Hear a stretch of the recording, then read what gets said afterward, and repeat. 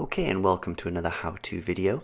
If you haven't seen the original video, you can follow the link in the description below and see the original Dice Bingo activity. So, how this activity is done, it's a paired activity.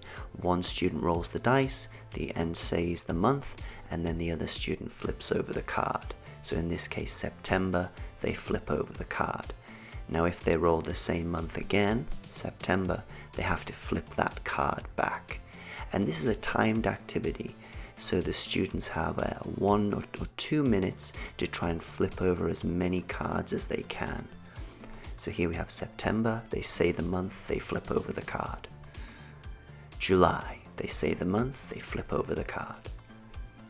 September, they say the month, and they have to flip over the card. Now it's already been flipped over, so they can't just match the picture this time. They have to remember where September is in the bingo grid.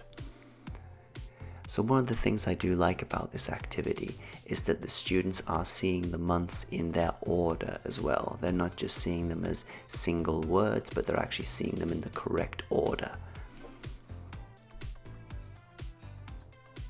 So we roll the dice and we get April.